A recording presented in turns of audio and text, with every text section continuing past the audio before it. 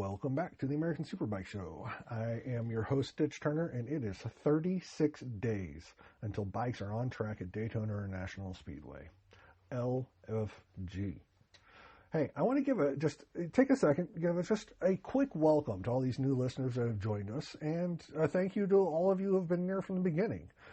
This show is really starting to kind of take off a little bit, and according to the metrics on my podcast hosting platform, downloads are up over 600% over the last 30 days. And that's just amazing. You know, it's getting to be the kind of numbers that I could start maybe taking to sponsors so that I can continue to invest more into this show for you. And I'm loving every bit of it. This has really kind of been invigorating it's something that I've needed in my life and that I've wanted to do for a long time. So thank you and welcome. And with that being said, we're just going to jump straight into the news of the week. Oh, by the way, a quick little aside, you know, I want to go down these tangents, but if you're ever curious as to how I come up with the ordering for my news of the week, it is strictly just when I see it.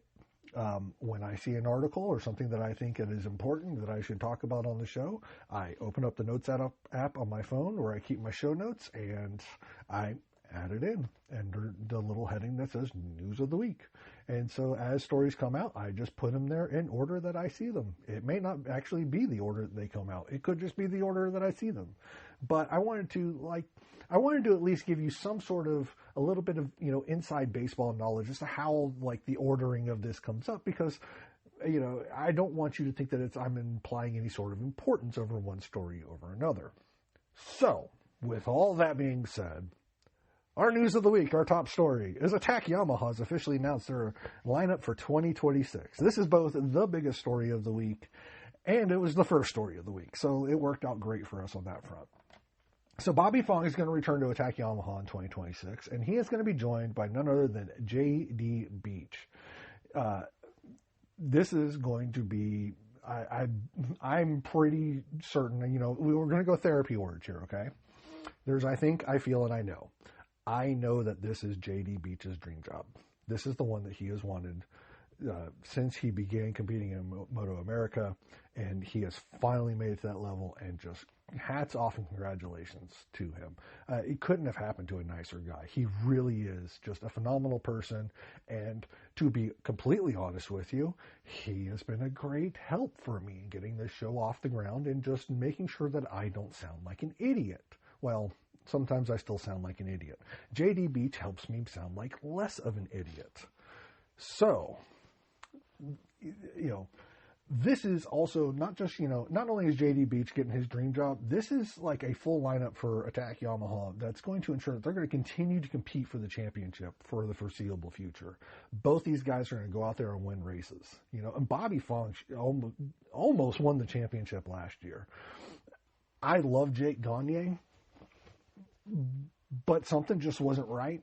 And now Bobby's going to have the benefit that I don't think Cam Beaubier is going to have in the same way. And that he's going to have that teammate. Like if Bobby goes out there and continues to win races, I bet you that J.D. Beach is going to finish ahead of the teammates of all the other guys that he's competing with the championship against. J.D. Beach is also good enough to just win the damn thing himself.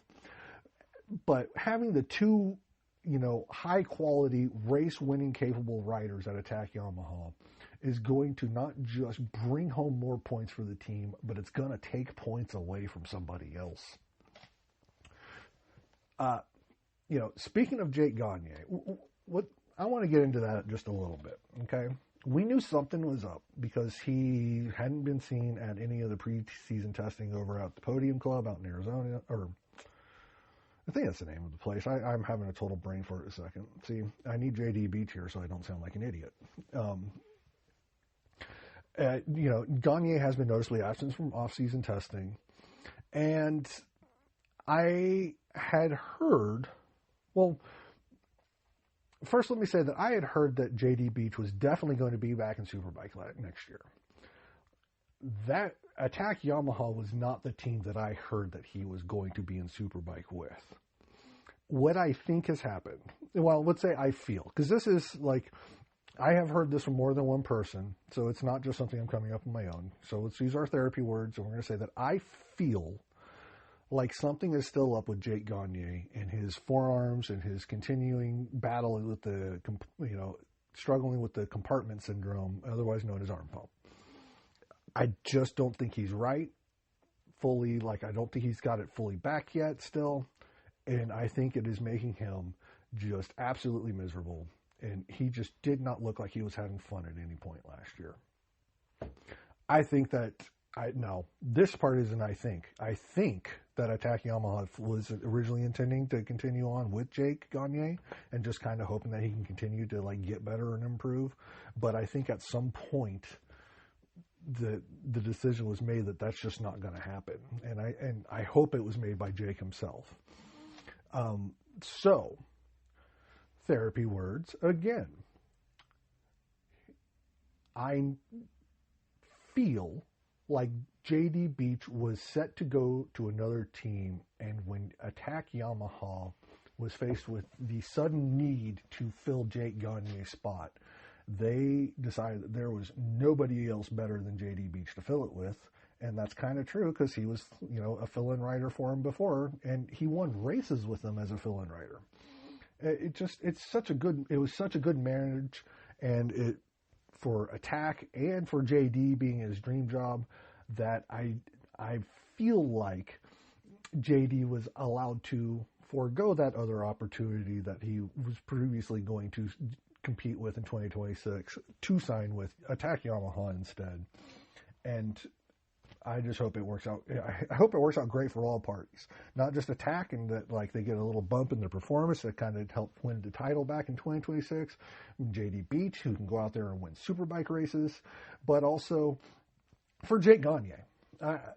Let's move on to that part now. I don't know what's going to happen for Jake Gagne going forward. I just don't. I've put out feelers. I don't know anyone who would know the answer as to what is going to happen for Jake Gagne in 2026.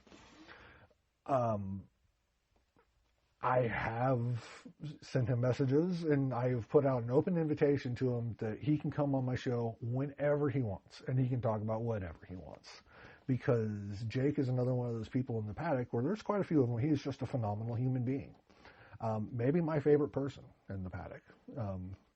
And I don't even really know him that well. I just, from everything, just from watching him over years, like I've developed a high level of respect for him as a person. And I think that if he wants to talk about what his future plans are and everything going forth, he deserves that opportunity, and he's more than welcome to come on and do so. If he just wants to go and hike in the hills of southwest Colorado for the rest of his days and not see another single person and meditate, that's cool. He can go do that too, because he's earned that opportunity to do whatever he wants going off into the future. I hope at some point it involves MotoAmerica again. Even if he doesn't want to come back and compete, which I hope he does, because he is a competitor. That man is fierce. When he gets that bit in his teeth, it's hard to stop him. But even if he doesn't want to come back to compete, I hope he's involved in some sort of like opportunity coaching the other riders, because he has just a tremendous skill set and the vibes and the personality to be able to impart that kind of knowledge on others and to make other people better. And I think that's something that he would enjoy doing. After he wins more races, of course, if he wants to. I don't want to say he's retired, because he may not be. Like maybe another 6 more months might be the magic 6 months he needs, and he feels like a healthy and just like ready to go Jake Gagne again, and he might be doing one-offs by the end of the year. I hope so. I hope he gets a full season ride somehow or some way, because I love watching him on the track so much. Just the way that he just controls the motorcycle in almost a violent manner coming out of the corner in order to maximize the contact patch on the surface of the track. It has been an amazing thing for me to watch over the last, 4 or 5, 6 years that he's kind of developed that technique, at least from what I've noticed. All right. So that is the big story of the week. Is, we've been waiting for something to come from Yamaha for a while. I'm glad we finally got the news, even if it wasn't exactly the news that I completely wanted. Our next story, the next one that I saw, at least, I guess, since I already let y'all into that bit earlier in the show, is Elisa Gendron Belen. She's going to be returning to Twins Cup next year, and she's going to be doing so riding a Suzuki GSX 8R for BGB Racing. She's been a regular Twins Cup competitor in the past, at least last year. I don't remember if she was Junior Cup or Twins Cup the year before that, but she's a good, solid rider, and it's nice to see her back on this side of the pond. I also have been seeing on social media that she just married fellow Belgian Levi Baddie. And through those social media posts talking about their wedding is where I've actually seen that they're also talking about how he's also going to be running Twins Cup next year. That's not the most conventional way to garner that such information, but hey, there it was. So there we go. We got 2 more riders coming back for Twins Cup next year.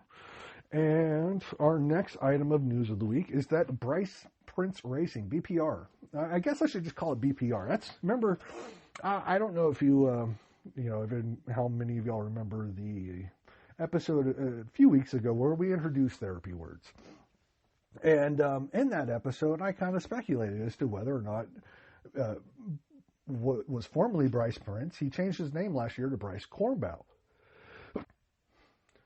Right? So, but he, his team, or at least over last year, still stayed BPR for Bryce Prince Racing, but he changed his, personal name to Cornbow. I was kind of curious as to, coming into 2026, because it was pretty late in the game last year. Like, I don't remember if the season had already started when Bryce changed his last name, or if it was like literally right before the season started.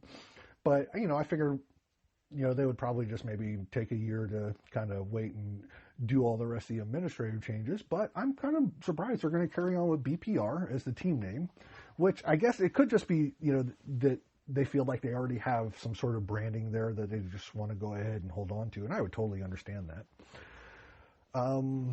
Let's see here. Let's get to their actual lineup now that I've talked, forever about how the name of the team. In Super Sport, BPR is going to be running Josh Hayes. He's going to be back for another full season. I'm glad to see it. I'm hoping he wins the Daytona 200 because, it's kind of like Dale Earnhardt, at this point, racing, he wants it so hard, you just want to see him get it done. But anyways, Super Sport next year, Josh Hayes and Brendan Kettleson. That Brendan Kettleson kid, I don't think he's ever raced in MotoAmerica before, at least not from, I don't remember them mentioning anything about it, but I've been seeing a lot of stuff on Instagram about him and winning races at Chuckwalla and CVMA. And that kind of says something, because even though I'm a MotoAmerica just zealot and I follow and watch all the stuff that I possibly can, even if it's just to try and prepare myself for my weekly podcast, even though I pay this much attention to it, I don't really know this kid. And yet I'm seeing him on my Instagram winning races over MotoAmerica regulars on fairly consistently, all off season long. And I'm just who is this guy? I'm thinking, is he from Europe? Is what is, and no, this is just, that's an American kid. It sounds like, I don't even know how he got where he's at. He's just been running Chuckwalla and just beating everyone. So now he's in MotoAmerica. This is fantastic. I'm curious to see how he, stacks up, because he's coming into, this isn't Twins Cup. This is a high level class where he's going to be facing the likes of Josh Herron and Josh Hayes, his teammate. And, you're going to be facing former MotoGP rider Darren Bender and other series regulars like Kayla Yakov and Alessandro Di Mario. And there's just name after name. I'm having another brain fart. Number 22, Yamaha. He's one of my favorite riders. He's a great kid. Got super tall last year. Blake Davis. Thank you. And Ty Scott. Both of them as well. I'm curious to see how this kid stacks up into regular series regulars like that just coming in, because he seems to have all the talent in the world. So that's what BPR is going to be running, the Super Sport. And Superbike Cup, Dion Campbell is going to continue on for another season. So good luck to him. And then an expansion of the BPR team, for 2026, they're going to also be competing in the Mission Super Hooligans National Championship. That's where Bryce Cornbow is going to be taking his talents, and going to be joined by Andy DeBrino, former Super Hooligan National Champion. I think he won the championship twice. They're both going to be riding Yamaha MT-09s in the class. So that's going to be, I'm kind of excited about that. I'm hoping that this can be the kind of effort that can take a fight to the Harleys. And not just because I don't like Harleys, but because I want to see competition at the front. And I want to see it amongst multiple makes and multiple teams. And I think this is another step of getting us in that direction. All right, our last little bit of news for the week, I've already been rambling on for 15 minutes, is Nathan, I think it's Gouker. I'm totally guessing. I would be lying if I said I had any sort of like knowledge of this person before today. But the news did come out today. They're going to be competing in Talent Cup for 2026. He's a former MotoAmerica Mini Cup champ, so I should have at least heard his name once or twice before because I do watch the Mini Cup championships on Live Plus every year. It's pretty fun to watch. But he was also apparently a Mini GP World Series finalist. The effort that he's going to be racing Talent Cup in, it sounds like it's going to be a pretty loaded and stacked team. It's going to be run by Bob Robbins and Dale Quarterly himself. The logistics are going to be provided by Wrench Motorcycles and Jameen Mathis. And then you're going to add in more parts and equipment from Warhorse and HSBK and I think Factory Ducati's like helping provide help in some form or fashion. And plus, and then a long list of sponsors and like this is going to be a serious effort to contend with next year. I know the only other rider that I know of that's confirmed for 2026 in Talent Cup is Kenzie Matsudaira. And it sounds like they're both going to have a battle on their hands with each other. All right, so that is our MotoAmerica news of the week. Now we are going to move into our rewind of the 2025 Mission King of the Baggers season. And I can tell you one thing, like right off the bat, about the Mission King of the Baggers season from last year. Kyle Wyman, he came to kick ass and chew bubblegum, and that MFer was all out of bubblegum. He led the championship from start to finish. Like literally at the end of every single race, Kyle Wyman was your points leader. And he didn't just dominate leading start to finish. He won 4 of the first 5 races, 6 of the first 8, 7 of the first 10. Like as far as you keep going, it's just another statistical way of showing his dominance of the year. The dude he dominated. No one else came close. Kyle Wyman, Baggers champion. Job done, son. And I hope he gets tremendous relief from this too. Because I've said this a few times as well, that whenever you would see in like post-race interviews and stuff with Kyle Wyman talking about the Baggers championship and just the effort and just you can just see on his face the dedication and everything that he pours into getting that number 1 plate, that if he didn't win it this year somehow, he could have possibly just died. Like, I don't think that's hyperbole. Like, he put everything into winning this championship, and it showed, and he just walked away with it from the start. He had finished with 10 podiums overall. He also added along with his 7 victories, he added 1 second place and 2 thirds. And, after Daytona, Indian did look like they were going to be a little bit of a challenger on the season. Pun intended. I did that on purpose. I claim, belatedly. And so after Daytona, Indian did look like they were going to, fight for the title, and they did finish 2-3 in the championship. And as a matter of fact, at the end of the Daytona weekend, the only non-Wyman Harley Davidson that was on the podium was Bradley Smith, finishing 2nd in race 1. But as we went on through the year, not only did Kyle Wyman walk away at the front, but like behind him, the Indians kind of started to gang up a little bit. Loris Baz, he finished 2nd in the standings, and he won his first Baggers race, and he won his 2nd race overall in MotoAmerica. The race win was part of 6 podiums overall in the season. 4 of them were 2nd place, so he was right there, so close for a lot of these races, and he added 1 3rd place finish to that. And 3rd place in the standings was the defending champion, Troy Herfoss. He had 6 podiums on the year, and he was on each step twice. He had 2 3rd places, 2 2nd places, and 2 victories. So that's kind of, I don't know. I don't know what that means, but it's neat. But I tell you what, he was my favorite rider to watch last year on Sundays.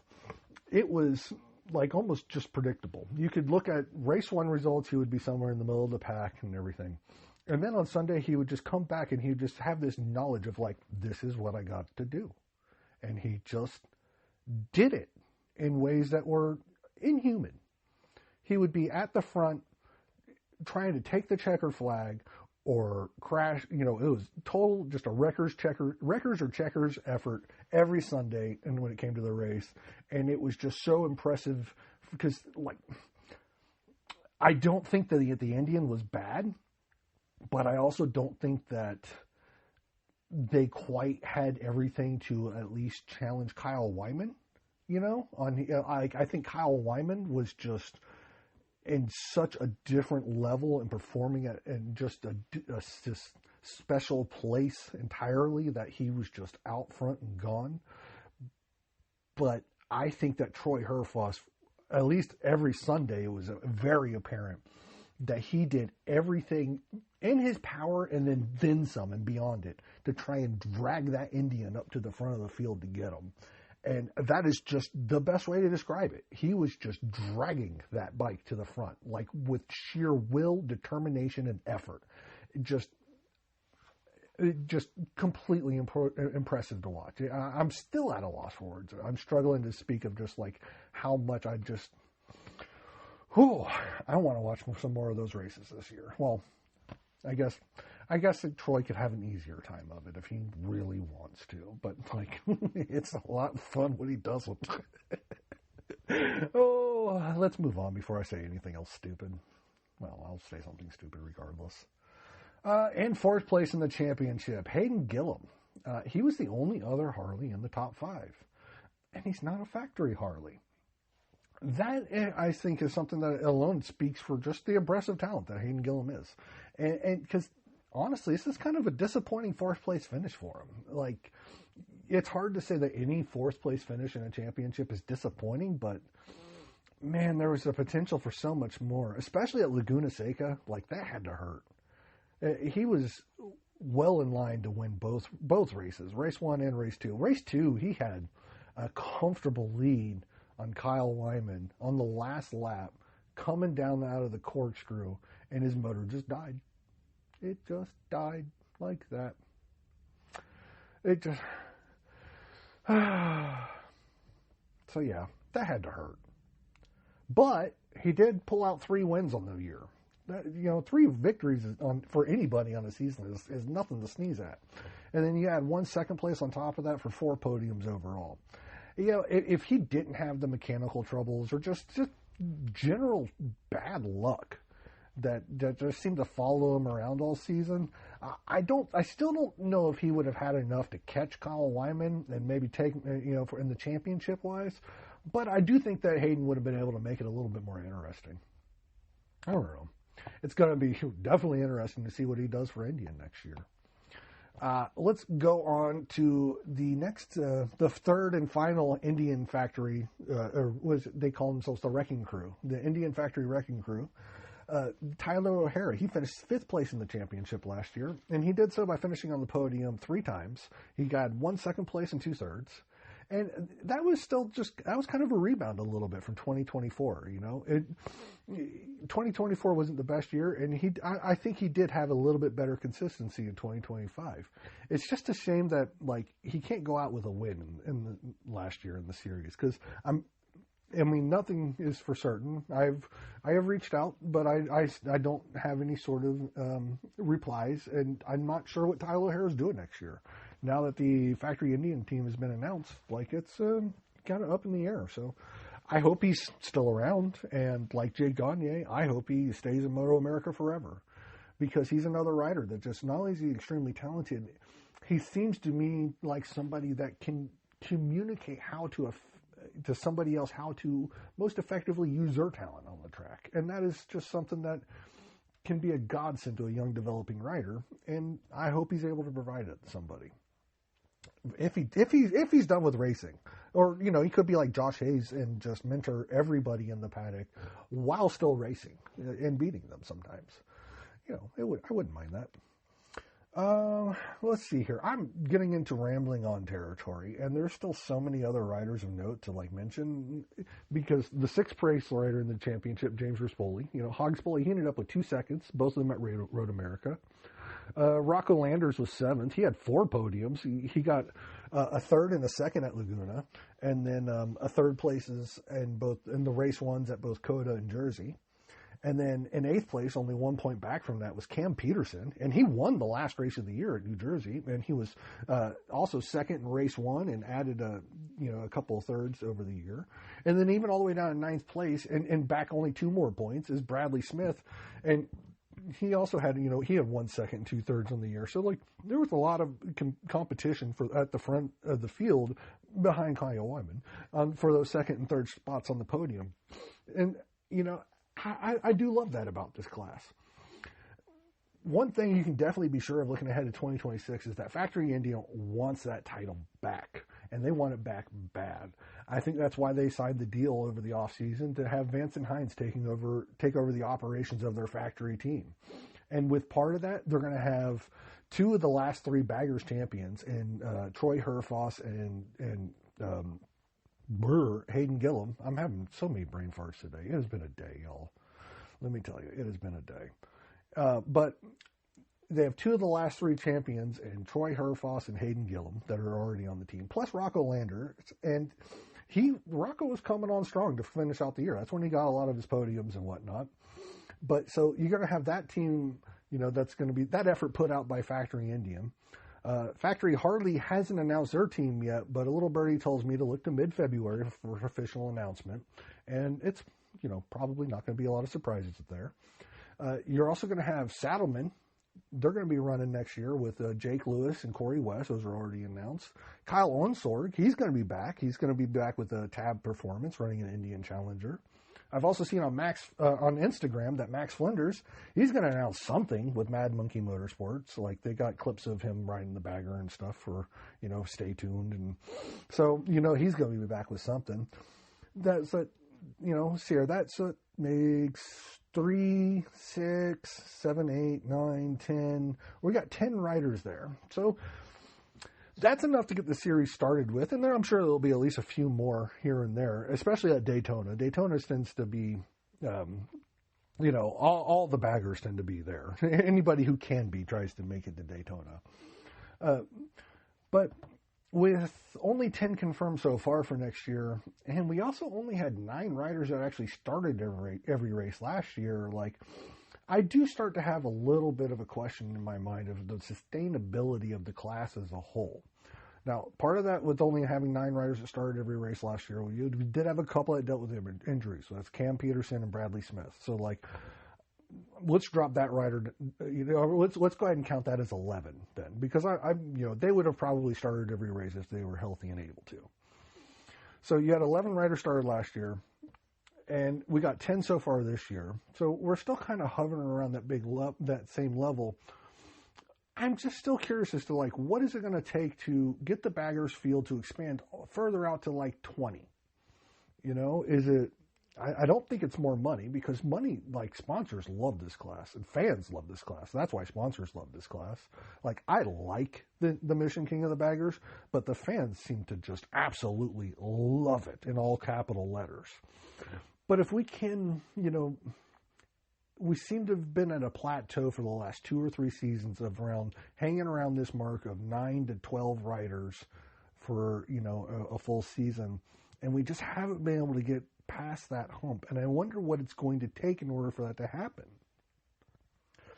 I wonder if one of the things we need to do is kind of be more like Super Sport and kind of have packages, in quotes, for each of the bike, the Indian Challenger and the Harley Davidson Road Glide, so that maybe curb some of the development costs and make it easier for teams to come in and compete right off the bat, more appealing.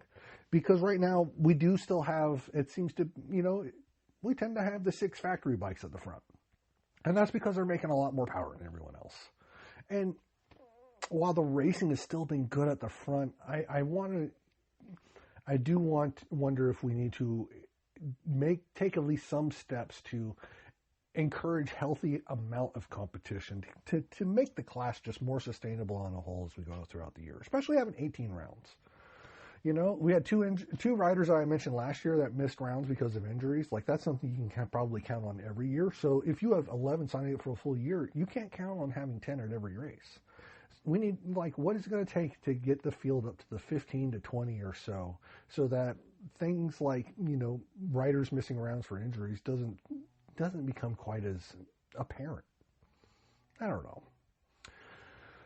Whatevs. It's time for me to go. We'll be back next week with more MotoAmerica news and notes, and we will also begin to break down the 2025 MotoAmerica Superbike season as we count down the days until bikes are on track for the Daytona 200. Until next time, y'all take care of each other.